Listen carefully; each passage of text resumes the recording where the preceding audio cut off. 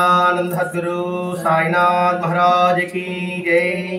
श्री सच्चिदानंद सद्गुरु स्वामी समर्थ महाराज की जय। గురుదేవ దత్త. అక్కల్కోటలో స్వామి నివసించడం ప్రారంభించిన తర్వాత చోళప్ప ఇంట్లో ఉన్నాడు. చోళప్ప ఒక భక్తుడి ఇంట్లో ఉన్నాడు. అక్కడికి వచ్చేటప్పటికి అది ఒక పెద్ద పుణ్యక్షేత్రంగా మారిపోయింది ఆ ఇల్లే. ఎప్పుడైతే మహాత్ములు ఉన్నారు ఇంకా దర్శించడానికి కోకొలలుగా జనతండోపులు రావడం ప్రారంభించారు. వస్తే ఆయనకి పూజలు పురస్కారాలు, గంధంతో అలంకరించడం, పూలమాలతో అలంకరించడం ఇలా చేస్తూ వస్తున్నారు అనమాట.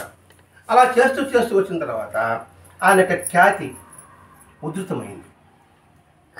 మరి ఎందుకు అలా వచ్చింది అనే విషయం అంటే, ఇప్పుడు ఒక విత్తనం ఉంది. ఆ విత్తనం పెద్ద మహావృక్షమైంది. వృక్షమైన తర్వాత అందులోంచి మన కాయలు విత్తనాలు వస్తాయి. అది వచ్చినప్పుడు లాగా వస్తాయి, మన భూమి మీద వస్తాయి. వచ్చినప్పుడు ఇవంతా వచ్చిన తర్వాత అన్నిటికీ సమన్వయం అంటే మొదటి విత్తనం ఎలా ఉందో ఆ విత్తనం నుంచి చెట్టు వచ్చింది కదా. అంటే సమన్వయమై సమైక్యమై చరిమిత శరణమవుతుంది. ఇప్పుడు ఆ విత్తనం మీద ఇంకో దగ్గర వేసామనుకోండి, వేరే విధంగా వస్తుందా అదే విధంగా వస్తుందా అంటే ఆ విత్తనము ఈ విత్తనం ఒకటే. ఇప్పుడు మనం పైరు వేస్తాము, మన మొలకల విత్తనాలు చేస్తాం అనుకోండి. మనకి విత్తనాలు కావాలంటే మనం బయట కొనుక్కోతాం. బయట చూసిన తర్వాత అది బాగా పడింది, ఆ విత్తనాలు తీసుకొస్తున్నాం. ఆ విత్తనాలు తీసుకొచ్చిన తర్వాత ఆ విత్తనాలు అక్కడ ఎంత బట్టి పంట వచ్చిందో అదేవిధంగా ఇక్కడ పంట వచ్చినప్పుడు ఆ రెండు సమన్వయం అయిందా లేదా? అర్థమే సార్ మీకు? అది సమన్వయమై సమైక్యమై అంటే ఒకటే రంగు ఒకే సైజు.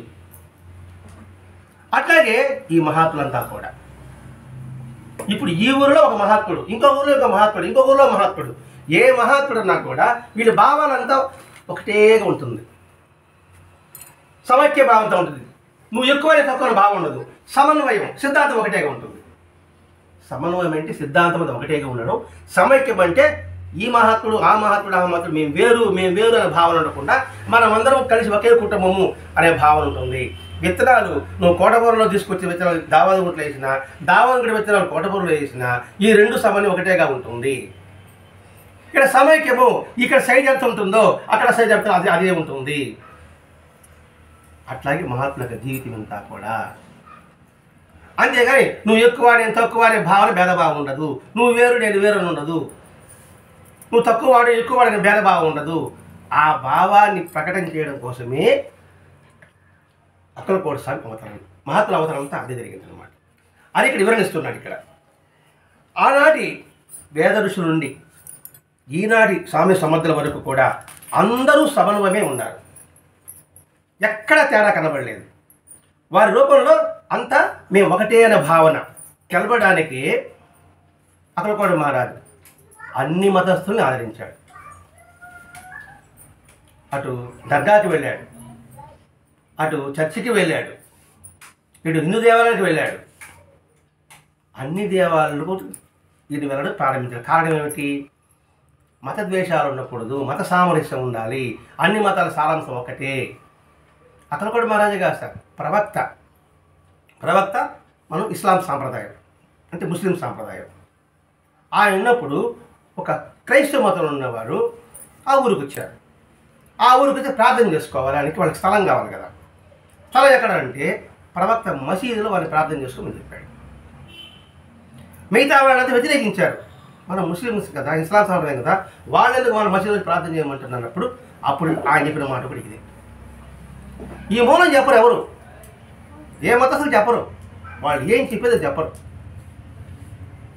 అందుకని ఈ మతభేదాలు వస్తున్నాయి. ఇక్కడ దాన్ని నాశనం చేయడానికే సాయినాథుడు కానీ, స్వామి సముద్రుడు కానీ, శ్రీపాదవల్లుడు కానీ, నృసింహసరస్వతి స్వామి కానీ, మాణిక్య ప్రభు 5 దత్తావతారాలు వచ్చారు. శ్రీపాదవల్లభుడు చరిత్ర గురుచిత్రం వస్తుంది. అందులో నృసింహ సరస్వతి ఎవడ ముస్లిం రాజానికి వెళ్ళాడు. ఎందుకు వెళ్ళాడు? అది ఎప్పుడు జరిగింది? 1426-36 సంవత్సరంలో. ఇప్పుడు మనకి 2024 అంటే దాదాపు 700 సంవత్సరాల ముందు కూడా భగవంతుడు మానవ రూపంలో అవతరించి అన్ని సార్లు ఒకటేనని చెప్పాడు. ఇప్పుడు ఇస్లాము క్రైస్తవ మతం ఎప్పుడుదో అది మర్చిపోయారు, ఆ సిద్ధాంతం మర్చిపోయారు. ఆ సిద్ధాంతం గుర్తు చేయడం కోసంగా ఆ భగవంతుడే శ్రీపాదవల్లుడిగా మనలాగే మానవ రూపం ధరించాడు పిఠాపురంలో 1800 ఆ సంవత్సరంలో. అతను 14వ సంవత్సరంలో నృసింహ సరస్వతిగా కరంజార్ నగర్లో నిర్మించాడు. అతను మాణిక్ నగర్ నిర్మించాడు. తర్వాత స్వామి సమర్థ్ వచ్చాడు. తర్వాత షిరిడి సాయినాథ్ వచ్చాడు. ఈ 5 అవతారాలు ఏం చెప్తారు? అన్ని మత సంప్రదాయం ఒకటేరా నాయన, వేరు కాదు అని సమన్వయంతో సమైక్యంతో వారు మనల్ని ఉద్ధరించడానికి వచ్చారు. ఈయన కూడా ఈద్, మొహరము, రంజాను ఈ పండుగలు కూడా ప్రోత్సహించాడు స్వామి సమర్థ. షిరిడి సాయినాథుడు శ్రీరామనవమి ఉరుసు ఉత్సవం జరిపించాడు. శ్రీరామ తెలుసు కదా, బాబా ఉత్సవాల్లో ఉరుసు కూడా చేస్తుంటారు కదా. మరి ఎందుకు చేశారు ఇవన్నీ కూడా? మనుషులంతా ఒకటే, కులమే మీద మానవ కులమే. మరి తేడా ఎక్కడ ఉందంటే మంచివాళ్ళు చెడ్డవాళ్ళు అంతే తేడా. అంటే 2 కులాలు ఉంటే మంచి కులం చెడ్డ కులం అంతే. భావాలు పుట్టుక కాదు. మానవ జాతి ఒకటే, మనందరూ ఒకటే అని ఎలుగెత్తి చాటినప్పటికి కూడా మన అజ్ఞానంతో వేరనే భావం చూసుకుంటున్నాము. దాన్ని తొలగించడానికే మహాత్ముల యొక్క అవతారం ఉందండి. లేకపోతే ఎందుకు ఈ సత్సంగాలు ఇవన్నీ ఉపయోగం ఏమిటి? ఇప్పుడు ఈ సత్సంగాలు లేకపోతే ఎవరికి వారు యమునా తీరే. నువ్వు ఎక్కువ నేను తక్కువ అనే భావంతోనే మనం ఉంటాం. ఈ సత్సంగం ప్రభావం వల్ల మనమంతా కూడా ఒకటే అనే భావం మనకు వచ్చిందా లేదా? వేరైన భావం లేదు. వేరైన భావం ఉంటే వాడు భగవంతుడు దూరం అవుతాడు అంతే. అందుకే మాస్టర్ గారు సత్సంగం అంటే మన యొక్క ఇష్టాయిష్టాలు పక్కన పెట్టి అక్కడ హాజరవ్వాలంటాడు. ఈ మాత్రం కూడా చేయకుండా నువ్వు భగవంతుడు కూడా చేయాలి లాభం. ఇప్పుడు ఇష్టాచారం జయించము. ఇష్టాచారాన్ని పెద్ద మనం జయించలేము. కోరికలు మనాడు జయించగలుగుతామండి. మన అవసరాలు ఉంటాయి, అవి జయించాలంటే ఈష్టాద్వేషాలు జయించాలంటారు. మనకి వీలు కాదు. మెల్లమెల్లగా వస్తుంది, కానీ ఇది వీలు అవుతుంది. దీని ద్వారా ఏమవుతుంది? సమైక్యత ఏర్పడుతుంది కొంతకాలానికి. వాళ్ళ శత్రువు అయినా మనం ఆయన కోసం వెళ్తున్నాం అన్నప్పుడు కొంతకాలం చేస్తారు, ఆ శత్రువు మిత్రుడిగా మారుతాడు. లేకపోతే మిత్రుడు శత్రువు అయిపోతాడు. ఎప్పుడు శత్రువు మిత్రుడు అయినాడో మనంతా కుటుంబం. అంతకన్నా ఇంకేం కావాలండి? మనంతా కుటుంబం ఎంత ఆనందం ఆలోచించండి. మనందరూ ఒకటే అనుభవాన్ని అందరూ కలిగిందనుకోండి, ఈ దేశం అంతా సుభిక్షం, సత్యశ్యామలం. మనం ప్రార్థన మాత్రం చేస్తాం స్కూల్లో. భారతదేశము నా మాతృభూమి అంటాం పాప. భారతీయులందరూ మరి సహోదరులండి. మరి సహోదరులు ఏడు చూస్తున్నాం మనమ్మ. నువ్వు వేరే కులం వేరే, జాతి వేరే, నీ మతం వేరే కొట్టుకుంటాను అంటే ఆ ప్రార్థన చేసేది వరకేనా? మరి ఎందుకు పెట్టారు ఆ ప్రార్థన? ఆలోచించాలి. గతం గత, ఇప్పుడు ఈ తరం, ఇప్పటి నుంచి మనం ఆ విధంగా కూడా ప్రయత్నం చేయాలి. అందుకు మనకు అవకాశం ఇచ్చాడు భరద్వాజ మాస్టర్ గారు. ఇలా మన అవకాశం ఇచ్చేసారు అనుకోండి, మన నుంచి ఇంకొని నేర్చుకుంటారు. ఇదిరా కుటుంబం అంటే. అది చూడండి, అసలు ఎవరికి వాడు యమునా తీరే. అందరూ కలిసికట్టుగా ఆనందంగా ఏ చిన్న పనిని అందరూ కలిసి చేసుకుంటున్నారంటే ఎంత గొప్ప పేరు మాది. మరి దీని కారణభూతుడు ఎవడు? సత్సంగం. ఆ సాంప్రదాయం కరెక్ట్. మీరు సాంప్రదాయాలు ఎట్లుంటుంది? ఆ సాంప్రదాయం ఈ సాంప్రదాయానికి రాడు, ఈ సాంప్రదాయం ఆ సాంప్రదాయానికి పోవడం. మీరు ఇచ్చింది వాడి తినడు, వాడి ఇచ్చింది మీరు తినరు, మీరు ఇచ్చింది నేను తినను. పదార్థంలో ఏముంది? పదార్థంలో ఏముంది? మరి అరటి పుట్టి నేను ఇస్తే మీరు తీసుకోరు, మీరు పాలకు వస్తే నేను తీసుకోను. మరి హాస్పిటల్ పోయినప్పుడు మాత్రం నేను హిందువుని, ముస్లిం డాక్టర్ ఉంటాడు, నాకు ఆపరేషన్ అంటానా? ఇంకోటి ముస్లిము హిందూ డాక్టర్ ఉంటాడు, పోకుండా ఉంటామా? నేను అప్పుడు మాకు పోకుండా ఉండకూడదా? ఇది ఆలోచించాలండి. ఇలా ఆలోచే కులము, మతము, జాతి, వర్గ, లింగ భేదం అనేది సమస్య పోవాలి. అటెండి అందరూ ఒళ్ళో కూర్చోబెట్టమని చెప్పడం కాదండి. అదట్టండి ఆ కులం నుంచి మీద కులాన్ని మార్చుకోమంటావా అని చెప్పడం కాదు. ఇక్కడ కులాన్ని మార్చుకోమని చెప్పలే, ఇతర కులాల పట్ల దేశభావం లేకుండా ఉంది. అది చెప్పేసి కులాలు మార్పిడి చేసి చెప్పాడు అనుకోపోతారు. మళ్ళీ మీరు కులాలు మార్పిడి చేసుకోమని చెప్పలే. ఇక్కడ ఎవరి కులంలో వాళ్ళే ఉండాలి, ఇతర కులాన్ని ద్వేషించకుండా ఉండాలి. అది చేస్తే చాలు. అందుకోసం అక్కలకోట మహారాజు కూడా రంజాన్ పండుగలు అన్ని పండుగలు జరిపించేవాడు. అలాగే క్రైస్తవుని, పార్సీ మతస్థులను కూడా ఇది ఆదరించేవాడు. మరి వాళ్ళు ఆదరిస్తున్నప్పుడు మనం ఎందుకు తేడా చూసుకోవడం? వాళ్ళు ఉన్నారు కదండి, మనకు సంబంధం లేదు. వాళ్ళు ఉన్నారు కదా, మనం కూడా ఉంటాం. ఆ విధంగా వాళ్ళ మతంలో పాకులాడుతున్నారు కదా, మనం మతంలో మనం పాకులాడతాం. వాళ్ళు గడ్డి తింటున్నారండి. మనం పెద్ద సామి చెప్తారు కదండి, ఇంట్లో పిల్లడు కొట్టి ఏ రావాడు ఎందుకు కొట్టాడు, వాడు నన్ను కొట్టాడు నేను కొట్టాను అంటాడు. అప్పుడు పెద్దలు ఒక మాట మాట్లాడు, ఇప్పుడు వాడి గడ్డి నువ్వు తింటావాలంట. పాతకాలం అంటే ఈ పాట కదా వస్తుందండి, అది మరి నేను తిన్నా అంట. మరి ఇది ఎందుకు, వాడు తప్పు చేశాడు, నువ్వు తప్పు చేయాలి. అదండి ఇక్కడ వివరణ. అది చెప్పడానికి మనం మర్చిపోయాం. అందుకే బాబా వచ్చింది. బాబా ఎందుకు వచ్చాడు, బాబాని ఎందుకు కొలవాలంటే ఇంటికి కొలవాలి. మనం అందరం ఒక వసుదైవ కుటుంబము అని ఎప్పుడో అనాదిగా వచ్చిన సాంప్రదాయాన్ని మనం మర్చిపోయిన దాన్ని ఆయన గుర్తు చేస్తున్నాడు. ఎవరి పట్ల ద్వేషభావం ఉంచుకోవద్దు. మనమందరం ఒకే తండ్రి బిడ్డలము, ఒకే తల్లి బిడ్డలము అనే భావన పెంపొందించుకో మనసులో. బాహ్యంగా దూరంగా ఉండొచ్చు కాక, కానీ భావం మాత్రం మనమందరం ఒకటి అనే భావన పెంచుకో. నిజంగా ఈ దత్తాత్రేయుడు 5 ప్రకటమైన వాళ్ళలో ఈ సాంప్రదాయంలో అది కాలకాలంలో మనం వృద్ధి చెందుతూ రావాలి. అలా మహర్షి గారు ఇలా ఇంట ఊరు వాడ కూడా తెలియజేసి వస్తున్నాడు. ఎంత మేరకు తీసుకుంటారా తీసుకోవాల సంగతి పక్కన పెడితే, చెప్పేవాడు మాత్రం పరిపూర్ణ అవుతాడు. అందుకని వాడు పక్కన చూస్తున్నాడు. ఎందుకంటే వాడు డ్యూటీ ఏం చెప్పాడు చేశాడు, వాడు డ్యూటీ సకాలంగా చేస్తున్నాడు. కాబట్టి ఇది ఎవరికి వారు చేయాలి అంతే. ఎక్కడ ఇటువంటి భావాలు ఉన్నప్పుడు ఈ తుచ్చమైన భావాలు, ఇది నీతిమాలిన భావాలు, అది ఎవడు చెప్పాడు, ఏ మతస్థుడు చెప్పాడు అని మనకి మనం తెలుసుకోగలగాలి. ఇలా ఆ చోళపెంట్లో అలా గాలిలాగా ఎక్కడంటే అక్కడ స్వామి చోళపెంట్లో కుండోలు ఉండేవాడు, రాజ అంతపురంలో కుండోలు ఉండేవాడు. ఆయన ఒక దగ్గర స్థిరత్వం ఉండదు. ఎందుకుండదు? సన్యాసి సాధు అనేవాడు ఒక ప్రదేశంలో ఎక్కువ సమయం ఉండకూడదు, అది ధర్మం. అందుకని సంతానం చేసేవాడు అనమాట. ఇలా సంతానం చేసినప్పుడు అక్కలకోట అప్పుడు రాజు పరిపాలించేవాడండి. 1856 ఆ ప్రాంతం. ఇప్పుడు ఆంగ్లేయ పరిపాలిస్తూ రాజు కూడా ఉండేవాడు. ఆ రాజులు సాంప్రదాయంగా చేసుకోవడం, బలహీన రాజులు అయితే కలుపుకోవడం అప్పుడు చేశారు బ్రిటిష్ వాళ్ళంతా కూడా. అక్కలకోట మరి ఉన్నప్పుడు ఒక గ్వాలియర్, అక్కలకోట ఎక్కడ, గ్వాలియర్ ఎక్కడ, రాజస్థాన్ దగ్గర. ఆ రాజు ఈయన దర్శనానికి వచ్చాడు. వచ్చినప్పుడు అక్కలకోట ఈయన అంతపురంలో ఉండాలి. అంతపురంలో అంటే బయట రాకూడదు అని ఆ రాజు ఏదో పూజాకారాన్ని పెట్టాడు. మరి ఈ దర్శనానికి వచ్చాడు, అంతపురానికి వేరే వెళ్ళకూడదు అని ఒక నియమం పెట్టారు. పూజ జరుగుతుంది కదా అట్లా అనుకుంటాం మనం.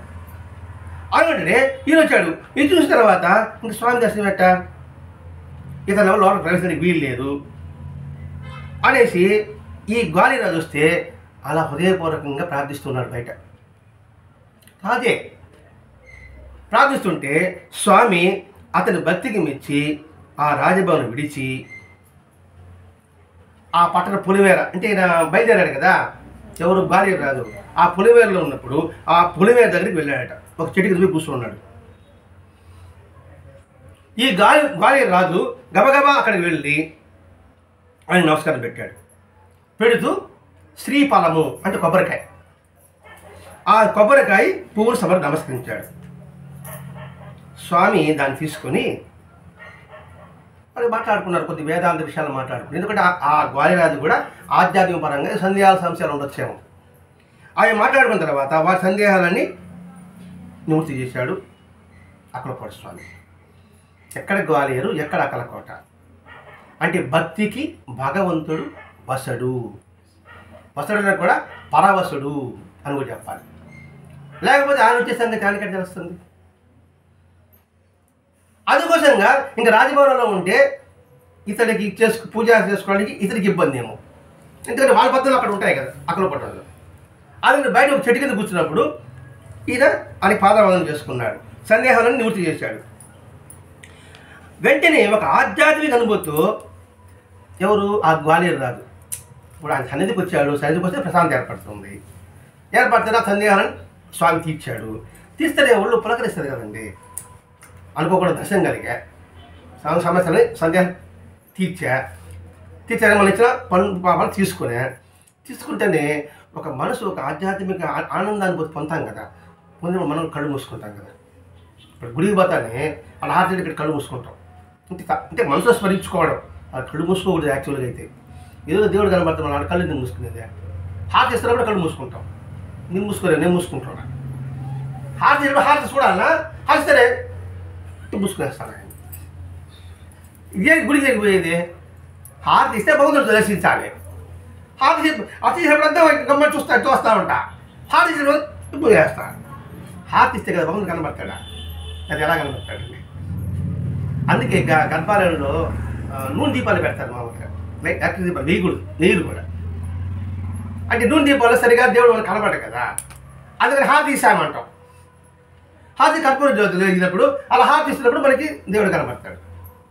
శివాలయంలో అయితే అది ఎక్కువగా చేస్తుంటాం, ఎందుకు మనకి చీకట్లో ఉంటాడు కాబట్టి. మన అక్కడ మనం కళ్ళు మూసుకునేది మనం. అంటే చిన్న పొరపాటు చేస్తున్నాం నా బొట్టిగాడు. ఇప్పుడు దాన్ని హారతి ఎప్పుడు కళ్ళ చూడరా నాయన. ఇక్కడ హారతిలో ఉద్దేశం ఉందండి. భగవంతుడు ఎప్పుడు కనబడతాడు? నీ హృదయం హారతిలా కర్పూరంగా కరిగితే అప్పుడు నీకు భగవంతుడు దర్శనం అవుతాడు అని ఆ భావం కూడా ఉండొచ్చు. ఇతడికి కర్పూరాది ఏం లేదు, బాగా కనబడాడు కాబట్టి ఆనందంతో తన్మయ చెందాడు. బయట ఉన్నాడు కదా, ఆ తన్మయ తాను కన్నులు మూసుకుంటానే కొద్దిసేపట్లో ఇంతో పాటు ఒక గోవింద బాబు అనే ఒక అతను వచ్చాడు. అతడు బాగా కీర్తన పాడేవాడు. ఆ కీర్తన పాడాడు. ఆ స్వామిని మట్టని ఇంకేది భజనలో చేసేటప్పటికి ఇంక జనమంతా కోరారు. ఇంకా భజన చేసి ఎలా ఉంటుంది, ఇంకా తన్మయత్వం అవుతారు కదా. ఆ తన్మయంతో ఇతడు భజనకి లీనమై ఉన్నాడు. వెంటనే అంతా అయిన తర్వాత ఒక భక్తుని చేత స్వామి రొట్టెలు లడ్డులు తెప్పించి వాటిని ప్రసాదంగా ఇచ్చి పంపారు. ఎవరికి? ఆ గ్వాలియర్ రాజుకి. ముందేమో దర్శనం అయింది, ఆ తర్వాత ఆదాత్యం అయింది. ఆ తయంతో గుర్తిగా అని ప్రసాదం ఇచ్చాడు. రొట్టెలు లడ్డులట. అదేంటి? ఎంత దూరాన ఉన్నా భగవంతుడికి హృదయపూర్వకంగా మనం పిలిస్తే ఆయన తప్పకుండా పలుకుతాడు. ఆయనకి స్థల ప్రభావంతో ఏం సంబంధం ఉండదు. దీని ఉదాహరణే గజేంద్ర మోక్షం. మీరేమి ఉంటారు? ఏనుగుని మొసలి కాలు పట్టుకుంటుంది, ఎప్పుడు విన్నారా? వినలేదు కదా. అంటే ఏనుగు ఆ అడవికంత రాజు అయిన తర్వాత నదిలో స్నానం చేస్తూ ఉన్నారు. స్నానం చేసి బయట వస్తే పర్వాలే. స్నానం చేస్తానే వేరే వేగుతో తొడంతో కప్చిరా మళ్ళీ తావరం కేసులు పుట్టేటప్పటికి మొదటి వాడు కాలు పట్టుకున్నది. ఇది కథ వద్దులేండి, అది వద్దులేండి, చూడంగా చెప్పుకుంటాం. కాలు పట్టుకుంటానే అప్పుడు భగవంతుడు ప్రార్థిస్తాడు. అప్పుడు మహావిష్ణువు అటు లక్ష్మికి చెప్పడు, అటు వాహనం ఎక్కడు, ఇటు శంకు చక్రాలు ధరించకుండా ఉన్న పొలం పరిగెత్తాడనమాట. అది గజేంద్ర మోక్షం అంటారు. ఎవ్వని తేజ నుంచి జగమెవ్వని లోపల నుండి లీనమై ఎవని ఎందు పరమేశ్వరుడు ఎవ్వడు అనే పద్యం విన్నారు ఎప్పుడన్నా? మీరు ఉంటారులేండి. ఆ పద్యం పాడితేనే ఆయన ఉన్న బలంగా వచ్చేసాడు. అంటే భగవంతుడు హృదయపరంగా పిలిస్తే మన కోసంగా ఆర్తితో పరిగెత్తి వస్తాడు. ఇప్పుడు రామదాసు సినిమాలో భక్తుడు పడతా ఉంటే దేవుడు వస్తాడు కదా, భగవంతుడు వస్తాడు, లేకపోతే భగవంతుడు దెబ్బతింటే వాసన తింటాను ఉంటాడు. అది మనం సినిమాలు చూస్తున్నాం కదా. అట్లాగే ఈ విషయంలో జరిగింది. ఇంకో రాజు ఉన్నాడు, ఇందోర్. ఎక్కడెక్కడ ఇందోర్. ఆ ఇందోర్ రాజు ఈ దర్శనానికి వచ్చాడు. వస్తేనే ఆ సమయంలో ఈయన ఒక మర్రి చెట్టు కింద ఉన్నాడు. ఎవరు? స్వామి. వెంటనే ఆయన దర్శించిన తర్వాత, ప్రభు నేను ఇది వరకు ఎవరు ఇతడు, నేను దేశమంతా పర్యటించాను. మౌంట్ ఆబు అంటే రాజస్థాన్ అనుకుంటున్నా. మౌంట్ ఆబు క్షేత్రం రాజస్థాన్లో ఉందనుకుంటున్నా. అక్కడికి వెళ్ళినప్పుడు అక్కడ మీకు నాకు దర్శనం మీ భాగ్యం కలిగింది. ఇది ఆ మౌంట్ ఆబులో ఈయన దర్శించారట. ఇక్కడికి వచ్చి ఇక్కడ మీ రెండోసారి మీకు దర్శనం అయింది. ఈ రెండు దర్శనాలు నా జీవితంలో ఒక అద్భుతమైన సన్నివేశము అని చెప్తున్నాడు. చుట్టుపక్కల అర్థం కాలే. సాయి 1850 ఆ ప్రాంతంలో వచ్చారు. ఆయనకి ఆయన కథలైన 20 సంవత్సరాలు అక్కడ ఉన్నాడు. ఇది మౌంట్ ఆబు ఈయన కనబడి ఏంటి? ఆయన వచ్చింది రాదు, అబద్ధపడడానికి అవకాశం ఉండదు కదండి. ఆయనప్పటికీ అందరూ విసిగిపోయారు. అంటే ఏంటి? అక్కలకోట చేరక ముందు స్వామి ఎన్నడూ భౌతికంగా చేతనకి వెళ్ళనే లేదు. దీన్ని బట్టి ఏమిటి? భక్తుడు ఎక్కడ ఉంటే అక్కడ భగవంతుడు ఉంటాడు. ఇక్కడ స్మరించుకున్నామంటే ఎవరు ఇక్కడ ఉన్నాడు అంతే. ఎందుకంటే సర్వాంతర్యామి కదా, అంతటా ఉంటాడు. ఇప్పుడు గాలి అంతటా ఉంది కదా, గాలి ఎక్కడ ఉంది? గాలి అంతటా ఉంది. ఇక్కడ ఉంటుంది అక్కడ లేదనడానికి అవకాశమే లేదు. దావదగుంట ఉంటుంది, సూర్యుపేట ఉంటుంది, మహారాష్ట్రలో ఉంటుంది, అమెరికాలో కూడా ఉంటుంది. అలాగే ఈ భగవంతుడి స్థానంలో అంతటా కూడా ఆయనే ఉంటాడు. నువ్వు ఏ పేరుతో పిలిస్తే ఆ పేరుతో ఆయన పలుకుతాడు. ఇప్పుడు బంగాళాదుంప పెరిగినట్టుగా నువ్వు పొటాటో అన్నా అదే ఇస్తాడు. ఇప్పుడు మన సులుపెడక పోనండి, పొటాటో ఎంత కిలో చెప్తాడు సమాధానం, బంగాళాదుంప అంటే సమాధానం చెప్తాడు, ఆవులు ఎంతంటే అది సమాధానం చెప్తాడు. అట్లాగే భగవంతుడు నువ్వు ఎక్కడ స్మరిస్తే అక్కడ ఆయన ప్రకటమవుతాడు. ఈ ఇద్దరు రాజులు కూడా ఆ స్వామిని దర్శించి పునీతులయ్యారట. అంతేకాకుండా స్వామిని యొక్క రాజులే కాదండి, మహాధనికులు అందరూ దర్శించేవారు. ఎవరు దర్శించినా కూడా నాకు ఇది కావాలి అది కావాలని ఉండదు, ధరించాలి ధరించాలి అనే భావంలోనే వాళ్ళు ఉంటారు. వాళ్ళు అక్కడ ఒక గొప్ప ధనవంతుడు ఇచ్చాడు. అతడికి పాపం వింతైన రోగం, బాగా డబ్బు ఉంది. ఆ రోగం ఏంటంటే చర్మ వ్యాధి. ఎక్కడికి వెళ్ళినా ఆయనకి ఏమి ఆ జబ్బు తగ్గలే. వికారమైన తెల్ల మచ్చలు అంటే ఎలా ఉంటుందండి, మనకి మచ్చలు ఉండే వికారంగా ఉంటుంది. ఆ వికారమైన మచ్చలతో ఆయనకి విసుగు అనిపిస్తుంది. బయట రావాలంటే ఏదో ఒక చిన్నతనంగా అనిపిస్తుంటుంది. ఇప్పుడు మామూలుగా మనం పోతే ఎవరైనా చూస్తారండి, గొప్పతనం దగ్గరికి వచ్చారనుకోండి, మనకి ఎంతగా చూస్తాం, ఇప్పటికే ఇంతే ఇద్దనే సంగతి. అది నా పాడు కూడా మన దాన్ని పట్టించుకుంటారు ఎవరైనా, పేరు మోసం చూసి పట్టించుకుంటాం కదా. అలాగే ధనవంతుడికి అటువంటి రావడానికి భయంగా ఉంది. సరే ఎవరో చెప్పారు, ఆ స్వామి దగ్గరికి వెళ్ళారు, ఆయన నీకు ఏదైనా నివారణపై ఉంటుంది అని. సరే తెలుసుకొని స్వామి దగ్గరికి వచ్చాడు. వస్తానే నమస్కారం పెడతానే, నీ వేలు కూడా వజ్రపుటం ఇచ్చి నీ వ్యాధి తగ్గిపోతుంది అన్నాడు. వజ్రపుటం నాకు ఇచ్చే నీకు వ్యాధి తగ్గిపోతుంది అన్నాడు. ఆయన వజ్రపుటం అంటే అప్పుడు చిన్న విషయం ఏమన్నా,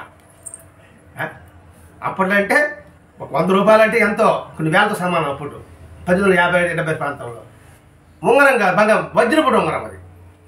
ఆ వజ్రపుడు మన కంటే మనం ఎవరు చూసినట్లే, మనం ఎవరు చూడదులే, మనకి ఆడదుగా. ఆ ఉంగరం నాకు ఇచ్చి నీ వ్యాధి తగ్గిపోతుంది అన్నాడు. తనే అయిపోయాడు. ఇదో మందు మాకిసి మంత్రతంత్రం వేస్తా అనుకుంటుంటే ఉంగరం అడిగాడే, ఈయన ఎదురు అనుకున్నాడు, ఆలోచనలో పడ్డాడు. సరే మన వ్యాధి తగ్గాల, ఈయన మహాత్ముడు చెప్పారు అని మనసులో కొంచెం తద్దినబడి ఆ మూడ స్వామికి ఇచ్చి ఆ పాదాల మీద పెట్టాడు. సరే మళ్ళీ తిరిగి చేస్తాడేమో అనుకున్నాడు, మళ్ళీ పరీక్షించడానికి చెప్పుకుంటాడేమో, మళ్ళీ తిరిగి చేస్తాడేమో అనుకున్నాడు. అది పెట్టి ఆ ఉంగరం తీసుకున్నాడు, అట తిప్పి చూసినాడు.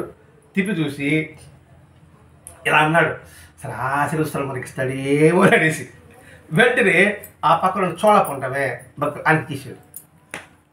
వేరే వాడికి ఏంద్రా ఇది, అది భ్రాంతి బ్రహ్మాండం ఉన్నదే ఆయనకి అమ్మే ఇచ్చేసాడు అనేసి వెంటనే ఆ చోళపు ఏం చేశాడంటే, అంటే భక్తుడు కదా, దాన్ని అమ్మి పెద్ద మందిరం కట్టాడు. అంటే ఎందుకు కట్టాడు అంటే, అనాయచితంగా భగవంతుడి చెంది భగవంతుడికి సమర్పించడం ఉత్తమం అనేది ఇక్కడ మనం తెలుసుకోవాలి. అనాయచితంగా అంటే నీ ప్రయత్నం లేకుండా నీకేదైనా లభిస్తే అది భగవంతుడి సేవకి నువ్వు వినియోగించు. ఈ ఒక అర్థం ఉంది. అనాయచితంగా మనకి ఎన్ని లభిస్తున్నాయో మన అనుకోకుండా అనాయచిత మనం కోరకుండా ఏమొస్తున్నది, అది ఉంటే మనం నిలబడుతున్నాం. ఇక్కడ గాలి మనం కోరుకుంటున్నామా, ఈ భూమి మనం కోరితే మనం భూమి మీద కూర్చోన్నామా, నీరు మన ప్రయత్నం ఉందా, ఏం పాపా అనాచితంగా వస్తుంది. మరి అనాచితంగా వచ్చిన దాన్ని మనం స్వీకరిస్తున్నాం, తిరిగి భగవంతునికి గుర్తుగా మనం ఏమైనా ఇస్తున్నామా? వాటి వల్ల ఈ దేహం నిలబడింది. ఈ దేహంతో నువ్వేం చేస్తున్నావు? భగవంతుడి సేవ చేస్తున్నావా అని మనం ప్రశ్న వేసుకోవాలండి.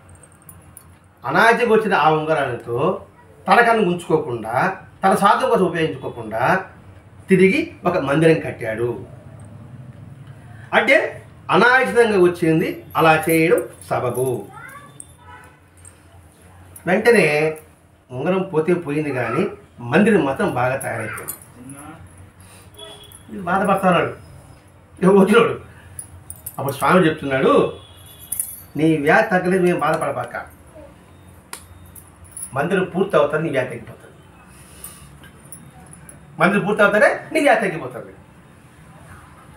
అంటే కర్మ సిద్ధాంతం చూడండి ఎలా ఉంటుందో. అంటే దాన ధర్మాలు చేయలేని వల్ల ఇటువంటి వ్యాధులు వస్తుందేమో. పాపను విముక్తి చేయాలంటే నువ్వు ఎవరికి దానం చేయకపోతేవి, అందుకని దాన్ని తీసుకొని ఆ ధర్మకర్మ చేయబడికి నీకు పుణ్యం కాస్త వచ్చింది. ఆ పుణ్యం వల్ల నీకు వ్యాధి తగ్గుతుంది. ఇది ఒక కోణం. రెండవది, ఉంగరం అడిగాడు కదా, ఉంగరం ఏలకు వేసుకుంటాం మనం, ఉంగరం వేరు, ఇదే కదా ఉంగరం వేయాలంటే. అందుకే ఇది సత్వగుణం అంటారు, చిటికి నీరు. ఉంగరం రజోగుణం అంటారు, ఇది తమో గుణం అంటారు. అందుకే బాగా పొడుగ్గా ఉంటుందండి. ఏది పొడుగ్గా ఉందా? తమో గుణం. తమో గుణం అంటే ఏందా? అహంకారం, గర్వం, స్వామర్థనం. అవి మనకి ఎక్కువగా ఉంటాయి కదా. మనకన్నా ఇబ్బంది లేదా? మనకంటే ఇబ్బంది లేదు కదా, నాకని చెప్పలేదా? ఇది మనం ఎక్కువగా ఉంటారు అన్నమాట. నేనే గొప్ప, నేనే ఎక్కువ అని. ఇది రజోగుణం అని చెప్పి కోరికగుణం అనమాట. అందుకే దీనికి ఉంగరం వేస్తారు. కాబట్టి నీ రజోగుణాన్ని సమర్పించాలా నాయన అని కూడా భావం ఉండొచ్చేమో. అంటే ఎప్పుడు రజోగుణం వస్తుంటే ఇంక సత్వగుణం వచ్చేసింది, వ్యాధి తగ్గిపోయింది. వ్యాధి తగ్గుతానే ఉంది, ఇంక దాన ధర్మాలు చేయాలి భావం వచ్చింది. ఆ భావం సత్వగుణం అవునా కాదా? అందుకని మనం కోరాడేమో. మనం అన్ని కోణాలను చూస్తామండి, అన్ని కోణాలను మనం పరిశీలించుకోవాలి. ఏ కోణంలో పరిశీలించినా మనం ఆధ్యాత్మిక చింతన మేల్కోవాలి, దైవ చింతన వృద్ధి చెందాలి. ఇక్కడ దైవ చింతన అంటే భగవంతుడే కాదండి, దైవము అంటే జ్ఞానము. జ్ఞానం అనే చింతన మనం మేల్కోవాలి, మేల్కొల్పాలి కూడా. అందుకోసమే మహాత్ములు యొక్క చర్య ఆ విధంగా ఉంటుంది. అప్పట్లో స్వాతంత్రం కోసం పోరాడే వాళ్ళు ఉంటారు కదా, ఉన్నారు కదా అప్పట్లో కూడా. సిపాయి తిరుగుబాటు 1857 అనుకుంటా నాకు గుర్తుంటే. అప్పుడు సిపాయి తిరుగుబాటుకు ఒకడు వచ్చి ఒక రాజుని, చిన్న రాజ్యం అది, ఆ రాజుని ఆక్రమించేసి అతన్ని జైల్లో పెట్టేసి, బ్రిటిష్ వాళ్ళు. అతనే అతని స్నేహితుడు, అప్పుడు ఎవరు రాజు యొక్క స్నేహితుడు, వెంటనే స్వామి దగ్గరికి వచ్చి, స్వామి ఆయన దగ్గర నా స్నేహితుడు లేదా నా యజమాను ఈ మాదిరిగా పడిపోయి ఇబ్బంది పడుతున్నారు, చరసాల్లో ఉన్నాడు, అతనికి రాజ్యం ఇప్పించండి, అతని విడుదల చేయించండి అని ప్రార్థించాడు. అంటే చూడండి, మన సాటి మానవులు ఇబ్బందులో ఉంటే మనం ఏం చేయాలనే సంగతి గుర్తుపెట్టుకోవాలి. మరి పాపనాడు అవి పారేరట అనుకుని వదిలేద్దామా? కాదు, వాడు మన సాటి వ్యక్తి, పక్కింటి వాడు, ఎదురింటి వాడు, మన ఇంటి వాడు. వాడి బాధ మన బాధ. కాబట్టి వాడికి బాధ వచ్చినప్పుడు మనకు అసలు ఓదార్పు మాటన చేయాలని మనం అనుకుంటున్నామండి. ఇక్కడ నువ్వు సహాయం చేయవద్దా, శక్తుడు సహాయం చేద్దాం. శక్తి రేపు ఏం చేద్దాం? ఏం పర్వాలేదు, మనకి పెద్ద కష్టం ఇదే, నేను ఉన్నానమంటే మీకు ధైర్యం వస్తుందో రాదా? నేను సహాయం చేయవచ్చు కాక ఎలా నడుచుకోవడానికి ఒక సూత్రం ఇది. మరి వాడు యజమాని జైల్లో పెట్టి తిరిగి ముత్యానికి మంది మొక్కల, ఇది ధర్మసమ్మతము, ధర్మశాస్త్రంలో చెప్పబడిన మాట ఇది. అందుకే సర్వే జనా సుఖినో భవంతు, లోకా సమస్త సుఖినో భవంతు అనే పదాలు విన్నారు పాప. ఎందుకని? అందరూ బాగుండాలి, లోకమంతా బాగుండాలి, అది మన ధ్యేయం కావాలి. నేను బాగున్నాను, అందుకే ఆ ప్రార్థన పెట్టింది పెద్దవాళ్ళు. ఎప్పుడు పెట్టారు? ఎప్పుడో వేదసులు పెట్టే పదం అది. అందుకని ఇవి ఈ స్నేహితుడు యజమాను ఆయన బంధింపబడితే, స్వామి అతను బంధింపడ్డాడు స్వామి, అనవసరంగా వాళ్ళు రాజ్యం పెరుక్కునేశారు అని ప్రార్థించాడు. వెంటనే ఎలా ప్రార్థించున్నాడు? తికశుద్ధిగా ప్రార్థించుంటాడు, ఏదో మొక్కుబడిగా ప్రార్థించున్నాడు. వెంటనే ఒక వైపు చూశాడు, ఒక దిక్కు మీద చేసి బయట రారా అంటున్నాడు. ఇక్కడి నుంచి నువ్వు బయట రా అంటున్నాడు. ఏం బాధించాడో దబాయించినాడు అనమాట. ఎప్పుడైతే దబాయించినాడు ఇక్కడికి కూర్చుంది, వాళ్ళకి ఆంగ్లేయులకి ఏం మనసు వరిగింది, ఏమో అక్కడెక్కడ రాజు వాడు విడుదల చేసి వాడు రాజు వాళ్ళకి అప్లై చేశాడు. ఇతడు ఏం చేశాడు? ప్రార్థన చేశాడు. ప్రార్థన చేస్తే అతడికి ఎంత మంచి జరిగింది. ఇది మనం చేయలేమా? సాటి మనిషి కష్టంలో ఉంటే వాడి కోసంగా మనం ఎక్కడుంటే అక్కడ ఒక దేవాలయం కొబ్బరికాయలు అభిషేకం చెప్పాలా, ఎక్కడుంటే అక్కడ భగవంతుడా అతడి కష్టంలో ఉన్నాడు, అతని విపత్తు నుంచి కాపాడు అని హృదయపూర్వకంగా ప్రార్థిస్తే భగవంతుడు ఎంత సంతోషపడతాడు సార్. వాడి కోసంగా అంత ప్రార్థన ఇతర కొత్త ప్రార్థన చేస్తున్నాడు అన్నప్పుడు వాడికి సహాయం అయితే మన సహాయం అందినట్టు లెక్కేది అందుతుంది అంతే. ఎందుకంటే త్యాగనేక అమృతత్వ మానసు అన్నారు. త్యాగం ద్వారానే నీకు అమృతం వస్తుంది అన్నాడు. ఇప్పుడు మీరు త్యాగం చేసినట్టు లేదా? ప్రార్థన త్యాగమే కదండి. మీకోసం మీరు ప్రార్థన చేయలేదు, నా కోసం నేను ప్రార్థన చేయగా, ఇతరుల కోసం నేను ప్రార్థన చేశా, మరి త్యాగం కాదా? మరి ఈ మాత్రం మనం చేయలేమా? ఇటువంటి కుటుంబం కావాలండి, ఇటువంటి కుటుంబం రావాలి, ఇటువంటి సమాజం రావాలి. అది మహాత్ముల యొక్క తపనంతా మనకు అదే లేదు. ఎందుకు అంతమంది మహాత్ములు వచ్చారు? కృతయుగం విన్నాము, త్రేతాయుగం రాముని కాలం విన్నాము, అది చెప్తాం. యుగాలంటే మనకు తెలియదు కాబట్టి, ఇంకా వినలేదు కాబట్టి, తెలియదని చెప్పకూడదు, వినలేదు కాబట్టి. త్రేతాయుగం అంటే రాముని కాలం, ద్వాపరయుగం అంటే కృష్ణుడి కాలం, కృతయుగం అంటే మహావిష్ణువు కాలం, కలియుగం అంటే మానవ కాలం. అప్పుడు కృతయుగంలో చేపావతారం ఎత్తారంటారు. అవతారాలు దశావతారాలు: చేపావతారము, పంది అవతారము, తాబేలు అవతారము. అంటే ఈ పదాలు వాడతాం. అంటే కూర్మ అవతారం, వరాహవతారం అంటే ఏదో ఆలోచిస్తుంటూ ఉంటారు కదా మీరు, అది కూడా చెప్తున్నానండి. రామావతారము, కృష్ణావతారము, నరసింహావతారము, ఈ అవతారం అన్నీ జరిగింది కదా. ఆ అవతారాలు ఎవరి కోసం జరిగింది? మన కోసమే. చేపావతారము వేదాలను రక్షించాడు, వరాహవతారము భూమిని రక్షించాడు, కూర్మావతారము మనకి అమృతం రావడానికి కారణమైంది, లక్ష్మి అందులోంచి వచ్చింది. అంటే ఇవన్నీ ఎవరి కోసం? మన కోసం. అంటే ఏంటి? దేవత దైవస్వరూపమైన ఆ అవతార పురుషులే మన కోసంగా కష్టపడ్డారా లేదా? అది ఇక్కడ బాగా చెప్పడు. అంత కష్టపడినప్పుడు మనమేం కష్టపడుతున్నాము? మనమేం కష్టపడి మనం ఏం పడలే. మనసులో హృదయపూర్వకంగా అందరూ బాగున్నారని కోరుకుంటే చాలా గొప్ప త్యాగం అని. ఇది అది చేశాడు. చేసి సత్ఫలితం పొందాడు లేదా? అటు స్నేహితుడో యజమానో అతడు విడుదలయ్యాడు, అతనికి రాజ్యం వచ్చింది, ఇతనికి ఎంత సంతోషం ఉంటుంది. ఆహా, ఆయన ప్రార్థనతోనే కలిగింది, ఎంత సంతోషం ఉంటుంది. చూడండి, సహాయం చేసి చూడండి. పొందినోడు కన్నా ఇచ్చినోడికి ఆనందం ఉంటుంది. మనం చేస్తుంటాం, ఒక్కడి సహాయం వాడు మర్చిపోవచ్చు కాక, నా వల్ల వాడు బాగుపడ్డాడు, వాడు మర్చిపోతే పాని వాడు బాగున్నాడు సార్ అని ఎంత తృప్తి ఉంటుంది. 6 సినిమా చూసాం మనం, చూసాం పాప, చూసాం కదా. దాన్ని పోతా అంటాడు, ఒక బిడ్డను ఎత్తుకొని ఉంటుంది. బిడ్డను ఎత్తుకొని అయ్యా వీడికి టీబీయో, క్షయో, క్యాన్సరో అని ఏడుస్తూ ఉంటుంది. వెంటనే డబ్బులు తీసి, ఆ పుట్టిన డబ్బులు తీసి ఆమెకి ఇచ్చేస్తాడు. పుట్టిన ఖర్చు పడాల్సింది. వెంటనే పక్కన ఉంటాడు కోట శ్రీనివాసులు, పనికి అన్నాడు, వాడికి వీడికి ఇంట్లో దక్కిదే. ఆ తర్వాత పేపర్లు వేస్తారు, ఆమె దొంగది, ఆమె కావాలని చెప్పింది అనేటప్పటికీ ఒక మాట అంటాడు. అక్కడ నవ్వుతూ ఉంటాడు. ఎవడు? రాజప్రసాద్. ఏదో అవసరం అన్నాడు. వాడికి క్యాన్సర్ లేదు, సంతోషం. డబ్బు పోయింది కాదు, మోసం చేశాడు కాదు, అబ్బా ఆ బిడ్డ క్యాన్సర్ లేదా, చాలా సంతోషం అంటాం కదండి. మనం వినలేదు, మర్చిపోయింటాం, గుర్తు చేసుకుంటాం. అంటే అంటే చూడండి, అది సహృదయం. అంటే మోసం చేసి డబ్బు పోయినా నా బాధ కాకుండా ఆ బిడ్డకి ఏమి వ్యాధి లేదు, అదండి మనం నేర్చుకోవాల్సింది. అట్లా సినిమాలు చూస్తే కనీసం పుణ్యాన్ని నేర్చుకోవడానికి ప్రయత్నం చేద్దాం. సినిమాలో నీతిని మనం గ్రహించుకుందాం. ఎంత అద్భుతం అది. ఆ భావన పెంపొందడం కోసమే మనమందరము కష్టకాలంలో ఉన్నప్పుడు మనకి అందరము ఒకరినొకరు చేయి కలుపుకొని నడుద్దాం, భుజిద్దాం, జీవిద్దాం. కాబట్టి ఇక్కడ మనం గ్రహించవలసింది మహాత్ముల యొక్క అవతరణలో ఉన్న ఒకే ఒక రహస్యం ఏంటంటే సమైక్యతాభావం, సమన్వయం కలిగి ఉండటం, సంఘర్షణ లేకుండా ఉండటం, సమదృష్టి కలిగి ఉండటం, సరళత్వంతో ఉండటం, అహింస అనే దాన్ని ఆయుధంగా చేపట్టడం. ఈ లక్షణాలు పెంపొందుకుంటే భగవంతుడు ఎప్పుడు మన వెంట ఉంటాడు. ఎప్పుడు మన వెంట ఉంటే మనం పలానోడికి బాగా అవ్వాలి, బాగుపడాలనుకుంటే వాడు బాగుపడిపోతాడు. వీళ్ళు తిరగల్సి ఉంటే అలా బాగుపడి ఎంత ఆనందంగా ఉంటుంది. అది చెప్పాను, సహాయం పొందినోడు కూడా సహాయం చేసినోడికి ఆనందంగా ఉంటుంది. కాబట్టి అటువంటి భావాలు అలవర్చుకుంటూ సాయినాథుడు చెప్పిన మార్గంలో ప్రయాణం సాగిస్తూ మనమందరం ఒక కుటుంబం, ఒకటే జాతి, ఒకే కులం, ఒకే వర్గం.